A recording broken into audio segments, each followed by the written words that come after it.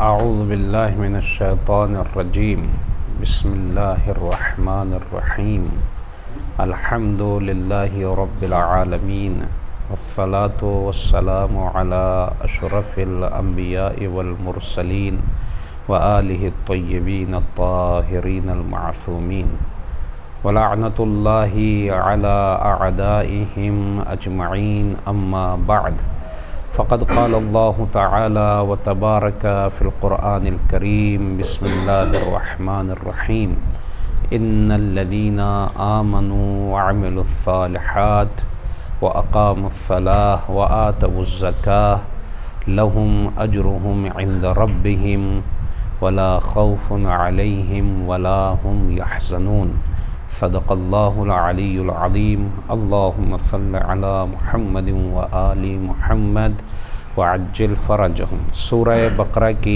آیت نمبر 277 جس کو تلاوت کرنے کا شرف حاصل کیا، اس کے ترجمے سے پہلے یہ بات یاد دہانی کے طور پر کہنا بہت ضروری ہے کہ ہمیں قرآن اور اہل بیت اطہار علیہم السلام کے ارشادات سے آشنا ہونا بہت ضروری ہے۔ وہی انسان کامیابی کے راستے پر ہے کہ جو قرآن مجید اور اہل بیت اطہار کے فرامین اور اقوال سے آشنا ہو۔ باقی تمام لوگ گمراہ ہو سکتے ہیں، لہٰذا ہم خود بھی اور اپنے رشتہ داروں کو، چاہے وہ ہمارے بھائی بہن ہوں، چاہے وہ ہماری اولاد ہو، حتیٰ چاہے والدین ہوں، ان کو آہستہ آہستہ ہم یہ کوشش کریں کہ قرآن اور اہل بیت علیہ السلام کے ارشادات کی طرف لے کر آئیں، لوگوں کی باتوں پر نہ جائیں۔ کامیابی کا صرف ایک ہی راستہ ہے، قرآن اور اہل بیت، یہی راستہ کامیابی تک پہنچاتا ہے۔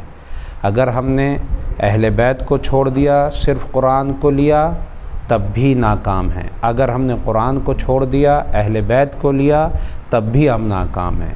لہٰذا ہم اپنے چاہنے والے، محبت کرنے والے، رشتہ دار، ان تمام لوگوں سے بار بار کہیں، یہ نہیں کہ گھر میں قرآن بس رکھا ہے، گھر میں ہم نے پرچم سجا دیا اہل بیت علیہ السلام کا، ہم کامیاب ہو گئے۔ نہیں، نام لینے والے بہت سے گزرے ہیں، نام سے کام نہیں ہے، ہمیں اس کو پڑھ کر اس کے مطابق زندگی گزارنا ہے، تب ہم کامیاب ہیں، ورنہ ہم کامیاب نہیں ہیں۔ لہٰذا ابھی تک ہم اگر متوجہ نہیں تھے، یا ہمارے خاندان والے، یا ہمارے رشتہ دار، یا ہماری اولاد، یا ہمارے بہن بھائی، یا ہمارے حتیٰ والدین وہ متوجہ نہیں ہیں، تو جتنی عمر باقی ہے ہم اتنی عمر میں ہی آ جائیں۔ جیسے حضرت اوہر آخری لمحے میں امام حسین علیہ السلام کی طرف آئے، جب انہیں اچھے راستے کا پتہ چل گیا تو کامیاب ہو گئے۔ یہ نہیں سوچے کوئی بھی کہ اب تو میری عمر گزر گئی، اب کیا کرنا ہے، چھوڑو، اب تو قبر میں جانا ہے، یہ نہیں۔ اگر ہر بھی یہی سوچتے تو ناکام ہو جاتے، لیکن انہوں نے اس وقت جب انہیں پتہ چلا کہ حق کا راستہ کیا ہے، فوراً حق کے راستے پر آ گئے۔ تو آج ہمارے سامنے بھی جب حق واضح ہو گیا ہے تو ہم اہل بیت علیہ السلام قرآن مجید کی طرف آئیں اور اس کو پڑھیں، سمجھیں، حتیٰ دوسروں کو بھی سمجھائیں۔ اور میں یہاں پر یہ بات بھی آپ لوگوں سے کہوں گا کہ آپ لوگ بھی اپنے آپ کو کم نہ سمجھیں، اپنے آپ کو کم نہ سمجھیں کہ ہم کم ہیں۔ نہیں، ہو سکتا ہے اللہ آپ کے ذریعے سے کسی کی ہدایت کر دے۔ آپ قرآن کو سمجھیں، جا کے آپ دوسروں کو سمجھائیں۔ اللہ نے جو طاقت آپ کو دی ہے، جس طرح سے آپ بول سکتے ہیں، نہیں پتہ کس کے ذریعے سے اللہ کس کی ہدایت کر دے۔ کبھی کبھی اللہ جانور کے ذریعے سے ہدایت کرتا ہے، تو ہم تو کم سے کم انسان ہیں۔ جناب آدم کے 2 بیٹے، حابیل اور قابیل نے حابیل کو قتل کر دیا۔ اللہ نے کوے کے ذریعے قابیل کو سمجھایا کہ دفن کیسے کرتے ہیں۔ تو جب اللہ ہدایت جانور کے ذریعے سے دے سکتا ہے تو ہم تو کم سے کم انسان ہیں، تو ہم اہل بیت قرآن مجید کی تعلیمات کو حاصل کریں، جس حد تک ہم پہنچا سکتے ہیں۔ لوگوں تو کو پہنچائیں، لوگوں کو سمجھائیں۔ ہر کسی پر واجب ہے کہ وہ اچھائی کو لوگوں تک پہنچائے اور برائی سے لوگوں کو روکے۔ اگر میرے جاننے والوں میں، آپ لوگوں کے جاننے والوں میں کوئی ایسا ہے جو دین کے قریب نہیں ہے، آپ کی ذمہ داری بنتی ہے کہ اس کو دین سے قریب لے کر آئیں، اس کو نماز سے قریب لائیں، اس کو اچھے کاموں سے قریب لائیں۔ وہ نہیں سیکھتا، آپ سیکھیں، سیکھنے کے بعد اس کو جا کر سکھائیں اور بتائیں۔ ہاں، ہمارا بس یہی کام ہے کہ ہم نے سیکھا، جا کے اچھے طریقے سے اس کو سکھا دیا۔ اب وہ جانے، اس کا خدا جانے، عمل کرے نہ کرے یہ اس کا کام ہے۔ ہماری ذمہ داری ہے اچھے طریقے سے سیکھنا، خود عمل کرنا، اچھے سے اس کو پہنچانا۔ تو بہرحال یہ بہت اہم باتیں ہیں جن کا نقل کرنا ضروری تھا، اور اسی لیے آپ نے دیکھا کہ میں اکثر و بیشتر یہ کوشش کرتا ہوں کہ یہاں پر ہونے والے میٹنگز کو آیتوں سے شروع کروں، تاکہ کم سے کم کچھ آیتیں ہمارے ذہنوں تک پہنچ جائیں قرآن مجید کی۔ جبکہ ہماری بحث کیا ہوتی ہے؟ احکام۔ میں احکام شروع کر سکتا ہوں، لیکن جو احکام ہوتے ہیں اسی کے مطابق آیت پڑھتا ہوں، تاکہ اللہ کی بات بھی ہمارے ذہنوں تک پہنچے۔ ہو سکتا ہے اللہ اسی آیت کے نور کے ذریعے سے ہمارے دلوں کو منور کر دے، ہمارے دل نورانی ہو جائیں، ہم ہدایت پا جائیں۔ اللہ کا نور ہے کلام الہی قرآن مجید۔ بہرحال ارشاد فرماتا ہے پروردگار قرآن مجید میں سورہ بقرہ کی 277ویں آیت میں ارشاد فرماتا ہے ان الذین آمنوا، بے شک وہ لوگ جو ایمان لے کر آئے، اللہ کو مان لیا، رسول کو مان لیا، اہل بیت کو مان لیا، اللہ کو اپنا اللہ مانا، رسول محمد کو رسول اللہ مانا، علی اور اولاد علی علیہم الصلاۃ والسلام کو اپنا امام مانا۔ ایمان کا مطلب یہ جو ایمان لے آئے، وعملوا الصالحات، اور انہوں نے اچھائیوں کو انجام دیا، وَأَقَامُوا الصَّلَاةَ، اور انہوں نے نماز قائم کی، وَآتَوُا الزَّكَاةَ، اور اللہ کے دیے ہوئے مال میں سے زکوٰۃ ادا کی، لَهُمْ أَجْرُهُمْ عِنْدَ رَبِّهِمْ، اللہ کے نزدیک ان کے لیے اجر ہے، اہم اجر ہے، ان کو جزا ملے گی، ان کو وہاں ملے گا جہاں کوئی دینے والا نہیں ہوگا۔ بالکل ایسے جیسے میرے پاس پیسہ نہ ہو، اگر کوئی مجھے دے دے تو کتنا خوش ہوتا ہوں۔ مومنین کو وہیں پر جا کر، جب سب قیامت کے دن پریشان ہوں گے، مومن وہاں اطمینان سے ہوگا، اس لیے کہ اللہ وہاں ان کو اجر دے گا۔ لہم اجرہم عند ربہم، اللہ کے نزدیک ان کے لیے اجر ہے۔ ولا خوف علیہم، ان کے لیے کوئی ڈر وغیرہ نہیں ہوگا، چونکہ یہ یہاں اچھی زندگی گزار کے گئے ہیں۔ ولا ہم یحزنون، اور ان کو کوئی غم اور ملال بھی نہیں ہوگا، غم ان کے دلوں میں نہیں آئے گا۔ تو اللہ نے اس آیت میں زکوٰۃ دینے والوں کا ذکر کیا ہے۔ ہماری گفتگو بھی الحمدللہ زکوٰۃ کے سلسلے میں ہے۔ زکوٰۃ بعض چیزوں پر واجب ہے، بعض چیزوں پر مستحب ہے۔ واجب زکوٰۃ دو طرح کی ہوتی ہے، ایک زکوٰۃ المال، یعنی وہ مال جو ہمارے پاس آتا ہے، اللہ ہم کو نوازتا ہے۔ اب وہ مال کئی قسم کا ہو سکتا ہے، 9 قسمیں یہاں لکھی ہوئی ہیں۔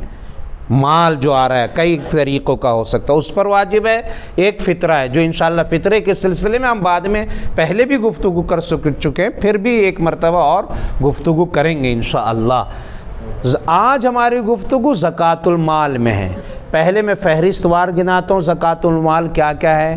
9 چیزوں پر زکوٰۃ واجب ہوتی ہے ہمارے یہاں، 9 چیزوں پر زکوٰۃ واجب ہوتی ہے۔ یہاں پر یہ میں جملہ کہتا ہوا چلوں، ہاں اگر امام وقت ہو یا حاکم اسلامی ہو، امام وقت تشریف لے آئیں تو وہ زکوٰۃ بڑھا بھی سکتے ہیں۔ یہ نہیں ہو سکتا ہے وہ چیز نہ ہو، ہوئی نہ ہو، تو اب حکومت کو تو ضرورت ہے پیسے کی، وہ 1/9 اپنے زمانے میں، جیسا امیر المومنین علیہ الصلاۃ والسلام نے اپنے زمانے حکومت میں گھوڑے پر بھی زکوٰۃ واجب کی تھی، زکوٰۃ لی تھی مولا نے، تو وہاں پر گھوڑے زیادہ تھے، تو یہ اللہ نے اختیار دیا اپنے حاکم اسلامی کو کہ زکوٰۃ کو بڑھا سکتے ہیں۔ لیکن جو کتابوں میں فی الحال لکھا ہوا ہے وہ 9 چیزیں ہیں جن پر آج کل کے زمانے میں ہمیں معلوم ہونا چاہیے کہ زکوٰۃ واجب ہے۔ فہرست کیا ہے؟ پہلا، سب سے پہلے گیہوں، गेहूं पर ज़कात वाजिब होती है। लेकिन हाँ उसके कंडीशंस हैं जो अभी हम बयान करेंगे। हर चीज़ के कंडीशंस हैं, टर्म्स और कंडीशन जो आप कहते हैं वो हर चीज़ के होते हैं, वो बयान करेंगे। अभी सिर्फ फहरिस्त हम बयान करते हैं। गेहूं सबसे पहला, दूसरा जौ, तीसरा खजूर, चौथा मुनक्का या किशमिश, पांचवा ऊंट, छठा गाय, सातवां बकरी या भेड़, आठवां सोने चांदी के सिक्के, आठवां सोने के सिक्के, नवां चांदी का सिक्का। ये 9 चीज़ें हमें याद होना चाहिए कि इन पर ज़कात वाजिब होती है, इन 9 चीज़ों पर जो इस वक्त वाजिब है। फिर मैं वो बात दोहराता हूँ, कभी कभी हाकिम इस्लामी जो कि इमाम को सबसे पहले हुकूमत का हक़ है वो बढ़ा सकते हैं ज़रूरत पड़ने पर, लेकिन ये किताबों में लिखी हुई चीज़ें 9 हैं। 4 चीज़ अगर आप ऊपर की देखें, पहला गेहूं है, जौ है, खजूर है, किशमिश है। इन 4 चीज़ों को एक नाम दिया जाता है, क्या है? फसल, यानी वो चीज़ जो आप बोते हैं और काटते हैं और उगती है उसको कहते हैं फसल। इसीलिए इनका कानून एक ही है, बस एक ही कानून है। चाहे आपके पास खजूर हो, चाहे आपके पास किशमिश हो, चाहे आपके पास गेहूं हो, चाहे आपके पास जौ हो, आपने बोया, खेत में जाने के बाद बीज बोया, पेड़ खजूर का या बेल किशमिश की, या छोटे पेड़ जौ के और गेहूं के। खजूर में थोड़ा आने में देर लगती है, लेकिन गेहूं जो 4 महीने, 3 महीने, 5 महीने में तैयार होकर आ जाते हैं। किशमिश ज़्यादा से ज़्यादा 1 साल या 8 महीने के अंदर तैयार हो जाती है, यह अलग बात है। बहरहाल आपने बोया, आपने इरादा किया खजूर बोना है, आपने इरादा किया गेहूं, जिसने जो किया वो उसने बोया। जाके बोने के बाद अल्लाह ने फसल उगाई, फसल उगने के बाद आपने उसको काटा, काटने के बाद साफ़ किया, या खजूर तोड़ा या किशमिश तोड़ी, उसको साफ़ किया। अब उसको आप तोलेंगे, कितना है?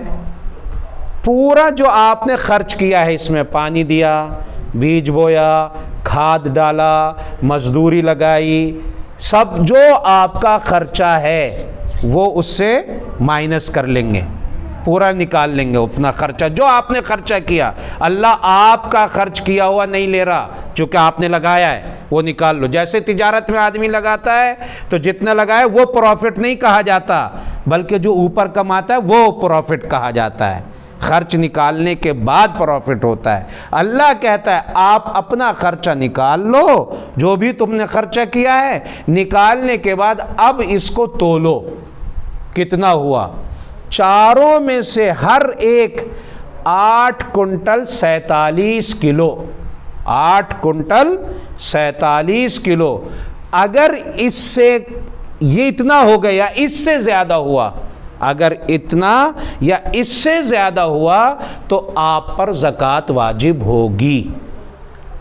अगर इससे नीचे हुआ, हत्ता 8 कुंटल 46 किलो भी है, तो ज़कात वाजिब नहीं है, ज़कात वाजिब नहीं होगी।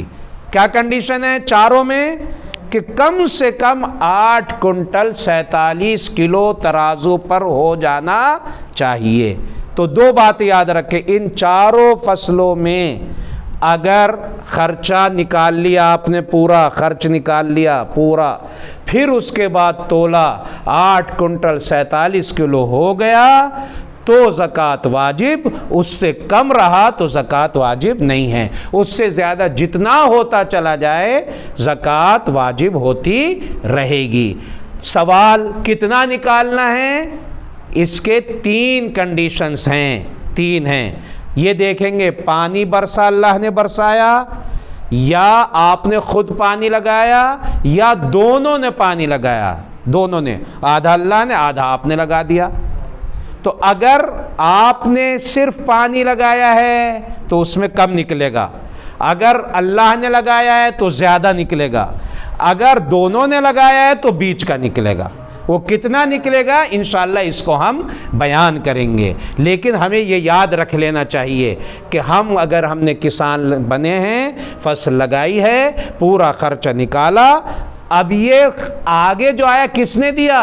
اللہ نے کہا، اللہ نے آپ کو پیدا کیا ہے، پالنے کے لیے کہا 8 کنٹل 47 کلو تک تم میری مخلوق فری، تمہارے لیے میں کچھ نہیں لیتا، لیکن 8 کنٹل 47 کلو سے جیسے ہی گیا تمہارے رزق میں دوسرے لوگ شریک ہو گئے۔ اب یہ ان کا حق ہے جو میں نے تم پر واجب کیا ہے، مانگنے سے پہلے ان تک پہنچانا تم پر فرض ہے۔